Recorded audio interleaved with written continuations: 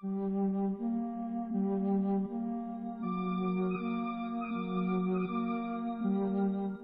ujung selatan Israel, pelabuhan Eilat berdiri nyaris sunyi.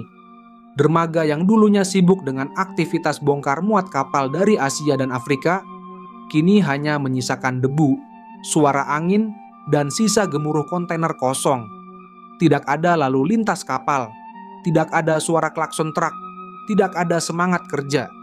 Pelabuhan ini, gerbang utama Israel ke Samudra Hindia, secara resmi akan ditutup setelah bertahan dalam kerugian yang tak tertahankan selama lebih dari 1 tahun.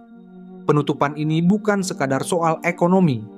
Ini adalah pukulan telak terhadap martabat strategis Israel, sekaligus menjadi simbol kemenangan kelompok militan Houthi dari Yaman, yang sejak 2023 melancarkan kampanye militer terhadap kapal-kapal dagang yang mereka tuduh berafiliasi dengan Israel. Sejak pecahnya konflik di Gaza pada akhir 2023, kelompok Houthi yang berbasis di Yaman mulai menargetkan jalur pelayaran internasional di Laut Merah sebagai bentuk solidaritas terhadap rakyat Palestina. Mereka menembakkan rudal, menggunakan drone, bahkan menyerang langsung kapal-kapal kargo. Bagi dunia, ini mengganggu 15% perdagangan global. Bagi Israel, ini lebih dari itu, ini menghentikan denyut nadi maritim strategis di selatan negara tersebut. Pelabuhan Eilat yang hanya memiliki 1 jalur akses laut melalui Selat Bab al-Mandeb langsung terdampak.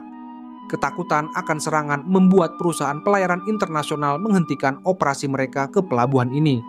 Data menunjukkan bahwa jika pada 2023 terdapat 134 kapal yang masuk ke Eilat, maka pada 5 bulan pertama tahun 2025 hanya ada 6 kapal yang berani bersandar.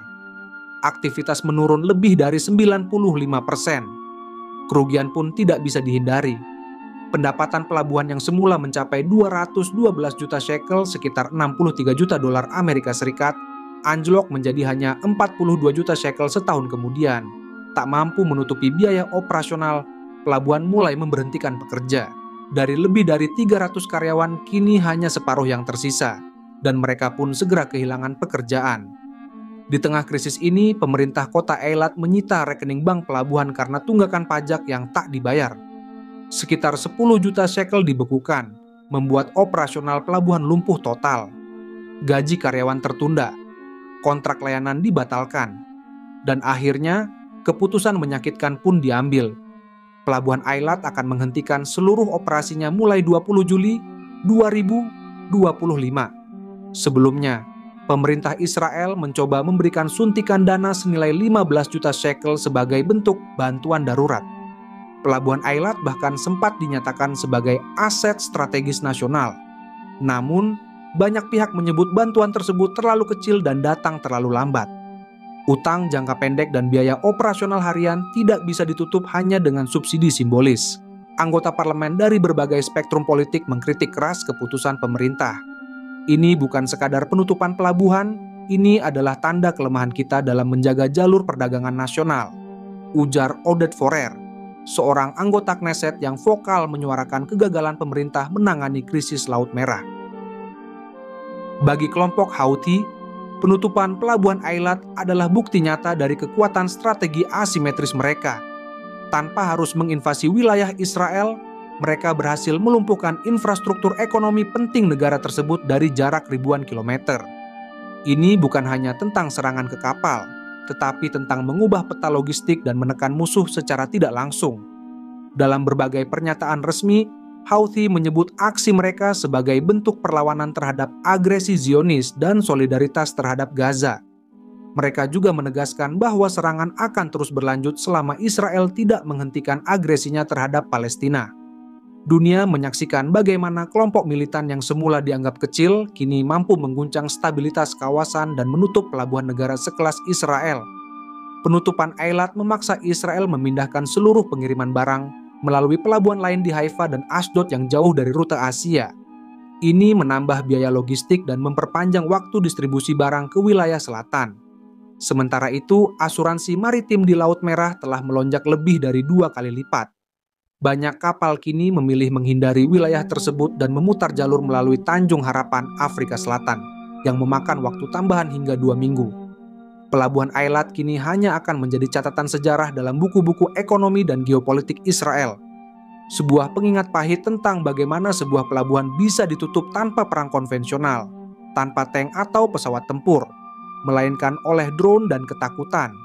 Ini bukan hanya kekalahan logistik, ini adalah tantangan baru bagi Israel dan dunia dalam menghadapi perang generasi kelima, di mana serangan bisa datang dari mana saja dan efeknya bisa menghentikan roda ekonomi seluruh bangsa.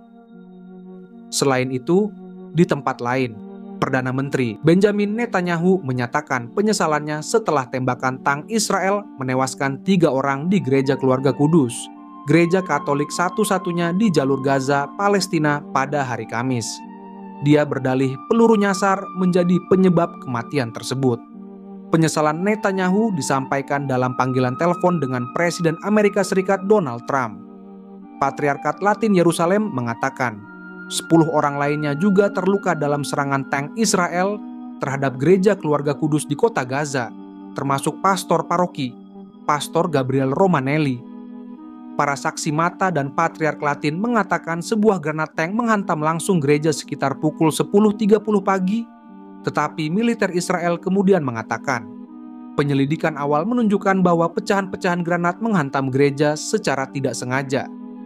Pemimpin Vatikan Paus Leo XIV mengatakan dia sangat berduka atas hilangnya nyawa di Gereja Keluarga Kudus yang selalu dihubungi oleh mendiang Paus Fransiskus selama perang antara Israel dan Hamas. Militer Israel mengeklaim telah melakukan segala upaya yang memungkinkan untuk mengurangi kerugian bagi warga sipil dan bangunan keagamaan, sementara Netanyahu menjanjikan penyelidikan. Israel sangat menyesalkan sebuah amunisi nyasar yang mengenai Gereja Keluarga Kudus di Gaza. Setiap nyawa tak berdosa yang hilang adalah sebuah tragedi, kata Netanyahu dalam sebuah pernyataan. Sekretaris Pers Gedung Putih Caroline Levitt mengatakan, Trump telah menghubungi Netanyahu setelah tidak mendapatkan reaksi positif terhadap berita serangan tersebut. Adalah sebuah kesalahan yang dibuat oleh Israel karena menyerang gereja Katolik itu. Itulah yang disampaikan oleh Perdana Menteri kepada Presiden.